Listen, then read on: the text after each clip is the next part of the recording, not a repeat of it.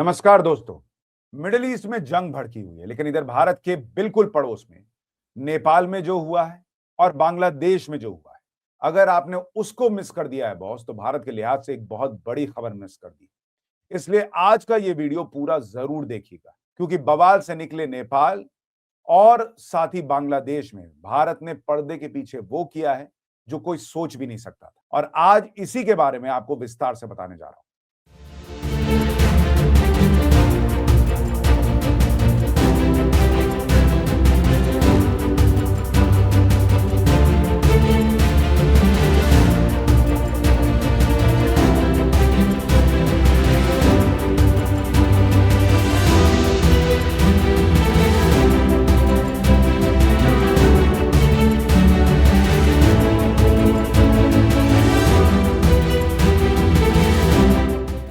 Iran, America और Israel एक दूसरे पर बम बरसा रहे हैं, लेकिन भारत डिप्लोमेसी और जियोपॉलिटिक्स के बीच गजब का तालमेल बना रहा है। देखिए, डिप्लोमेसी और जियोपॉलिटिक्स में जमीन आसमान का फर्क होता है। डिप्लोमेसी कैमरों के सामने होती है कई बार, लेकिन जियोपॉलिटिक्स पर्दे के पीछे खेली जाने वाले शतरंज की तरह है। भारत वही कर रहा है, शोर नहीं, चालें चल रहा है। और जो लोग समझते हैं कि विदेश नीति मोमबत्तियां जलाने और बयान देने से चलती है, उनके लिए समझना जरूरी है कि दुनिया की राजनीति भावनाओं से नहीं, राष्ट्रीय हितों से चलती है। भारत किसी का मोहरा नहीं, अपना खेल खेलने वाला खिलाड़ी बना हुआ है। और अगर इस खेल को किसी देश ने पिछले 10 सालों में सबसे बेहतर तरीके से खेला है, तो वो भारत है। आज आपको बताऊंगा कि हिमालय की चोटियों से लेकर बंगाल की खाड़ी तक मचे उस साइलेंट तूफान के बारे में, जिसने चीन और पाकिस्तान के मंसूबों पर पानी फेर दिया। ये कहानी है नेपाल की पॉलिटिक्स की, बांग्लादेश की सत्ता की और उस रणनीति की जिसमें भारत ने बिना शोर मचाए अपने पड़ोस में खेल पलट दिया। भारत और नेपाल के बीच लगभग 1800 किलोमीटर लंबी खुली सीमा है। यह दुनिया की सबसे अनोखी सीमाओं में से एक है। यहां ना तो वीजा की जरूरत है, ना पासपोर्ट की। लोग आते जाते हैं, व्यापार करते हैं, शादी ब्याह करते हैं।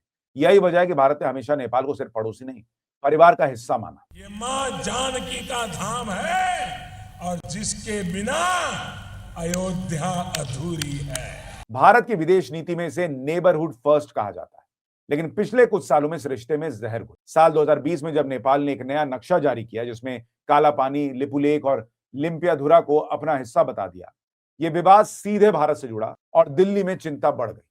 उस समय नेपाल की राजनीति पर दो चेहरे हावी थे, केपी शर्मा ओली और पुष्प कमल दहल प्रचंड। दोनों पर एक ही आरोप लगता रहा कि इन दोनों ने चीन की तरफ अपना झुकाव दिखाया। यहां ध्यान देने वाली बात यह है कि पुष्प कमल दहल प्रचंड ने तो प्रधानमंत्री बनते ही भारत की जगह चीन का पहला विदेश दौरा किया, जो कि नेपाल की परंपरा से उलट था। वहीं ओली के समय चीन की बेल्ट एंड रोड इनिशिएटिव यानी बीआरआई को लेकर नेपाल में कई प्रोजेक्ट शुरू हुए। चीन ने इंफ्रास्ट्रक्चर, सड़क और रेल के सपने दिखाए, लेकिन धीरे धीरे नेपाल की जनता को समझ आने लगा कि ये सपने दरअसल कर्ज के जाल की तरह है। और फिर आया मार्च 2026 का चुनाव। मार्च 2026 में नेपाल में जो हुआ वो सिर्फ चुनाव नहीं था, वो एक राजनीतिक विद्रोह था। नेपाल की जनता ने पुराने नेताओं को लगभग बाहर का रास्ता दिखा दिया। बालेंद्र शाह की राष्ट्रीय स्वतंत्र पार्टी चुनाव में सबसे बड़ी ताकत बनकर उभरी।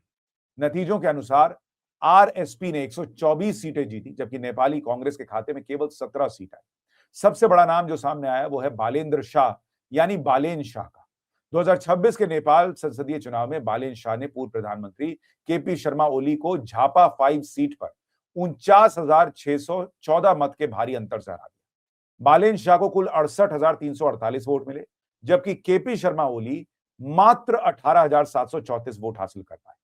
35 साल के बालेन शाह नेपाल के इतिहास में सबसे युवा प्रधानमंत्री की राह पर है। इतना ही नहीं, वे नेपाल के पहले मधेसी प्रधानमंत्री होने जा रहे हैं। विभिन्न आंदोलन में शहीद भेल ज्ञात अज्ञात शहीद पर सम्मान संवेदना। आ सबके ज्यादा भाषण सुने के मूड नहीं देखे आए कि ना है?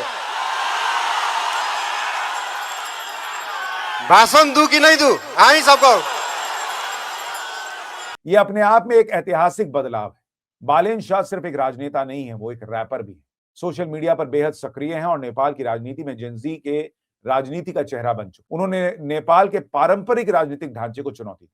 काठमांडू के मेयर रहते हुए उन्होंने कई प्रशासनिक फैसलों से लोकप्रियता हासिल की, लेकिन उनकी पॉलिटिक्स सिर्फ प्रशासनिक नहीं बल्कि बेहद लड़ाकू और आक्रामक। बालेन शाह ने कई मौकों पर भारत, चीन और अमेरिका तीनों के खिलाफ बयान दिए। यही वजह है कि कुछ लोग उन्हें एक नेशनलिस्ट पॉपुलिस्ट नेता मानते हैं। लेकिन जियो पॉलिटिक्स सिर्फ भाषणों से नहीं चलती। यहीं से शुरू होता है असली खेल, यानी संदीप राणा का खेल।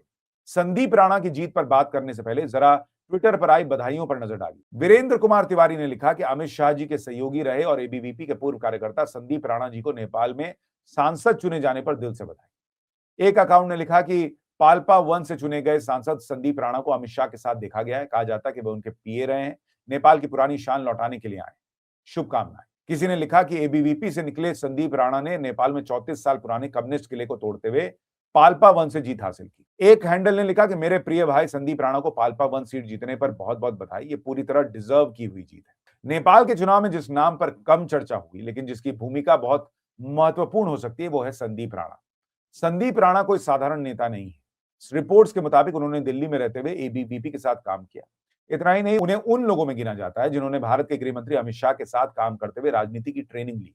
अब सोचिए, जिस व्यक्ति ने अमित शाह जैसे चुनावी रणनीतिकार के साथ काम किया हो वो ग्राउंड पॉलिटिक्स और चुनाव मैनेजमेंट को कितना समझता हो। संदीप राणा ने पाल्पा 1 सीट से जीत हासिल की और अब वो नेपाल की संसद में पहुंच चुके हैं।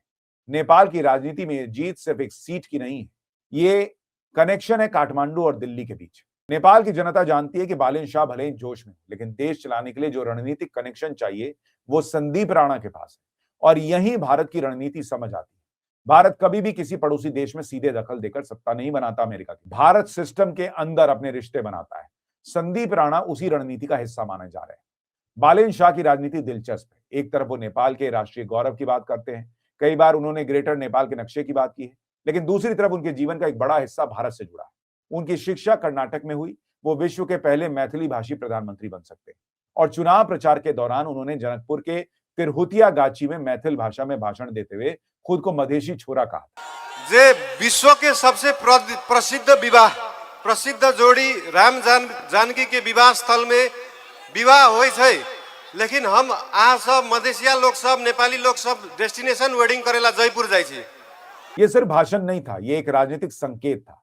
नेपाल की राजनीति में मधेशी समुदाय लंबे समय से खुद को अपेक्षित महसूस करता रहा है और मधेशी क्षेत्र भारत से सांस्कृतिक और आर्थिक रूप से बेहद जुड़ा रहा है।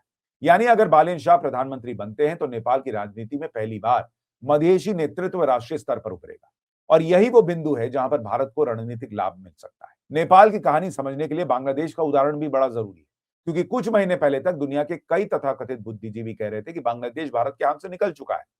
जब शेख हसीना सत्ता से बाहर हुई और मोहम्मद यूनुस का दौर आया, तब माहौल बन रहा था कि बांग्लादेश अब पूरी तरह पाकिस्तान और चीन की तरफ झुक जाएगा। मोहम्मद यूनुस पर आरोप लगने लगे कि उन्होंने बांग्लादेश की सेना में ऐसे लोगों को बढ़ावा दिया जो पाकिस्तान और आईएसआई के करीबी थे। लेकिन असली कहानी चुनाव के बाद शुरू हुई।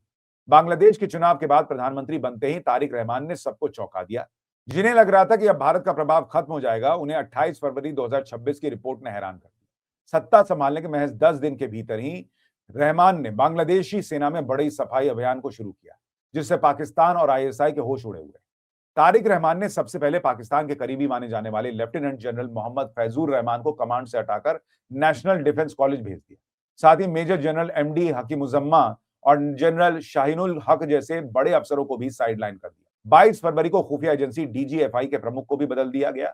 वहीं तारिक रहमान सरकार ने एक बड़ा दाव खेलते हुए ब्रिगेडियर जनरल मोहम्मद हफीजुर रहमान को दिल्ली से वापस बुला दिया। वो अब तक भारत में बांग्लादेश के डिफेंस एडवाइजर थे। उन्हें प्रमोशन देकर अब मेजर जनरल बना दिया गया है और 55वीं इन्फेंट्री डिवीजन की कमान सौंप दी गई है। 55वीं इन्फेंट्री डिवीजन सीधे भारत की सीमा से सटा इलाका है, इसलिए भारत का अनुभव रखने वाले अफसर को इस अहम पोस्ट पर बिठाना एक बड़ा रणनीतिक संदेश माना जा रहा है। यह रणनीतिक बदलाव साफ संदेश है कि नई सरकार समझ चुकी है कि पाकिस्तान या चीन के करीब जाना आत्मघाती होगा, क्योंकि बांग्लादेश की अर्थव्यवस्था, बिजली और लॉजिस्टिक्स पूरी तरह भारत से जुड़े हैं। यही असली जियोपॉलिटिक्स है। भले ही नेपाल के बालेन शाह या बांग्लादेश के नेता चुनाव जीतने के लिए भारत के खिलाफ बोले, लेकिन सत्ता में आते ही उन्हें हकीकत समझ आ जाती है। जैसा हम मालदीव के चुनाव के वक्त इस तरह का नैरेटिव देख चुके हैं। इन देशों को पता है कि संकट में भारतीय सेना और सरकार ही काम आएगी, पाकिस्तानी सेना नहीं। 10 years ago, Nepal used to get its petrol in trucks, truck by truck from India across the border. So they used to use petrol to get petrol because it was a most inefficient way of getting petrol. The cost of petrol also went up. There would be petrol shortages in that country. Today, there's a pipeline from a refinery in India which supplies petrol to Nepal. Whose refinery? Ours. Who built the pipeline? Us. compare what Nepal does with India, with any neighbor of, or any country, why neighbor? Any country that Nepal, how much does Nepal trade with other countries, how much does Nepal trade with India?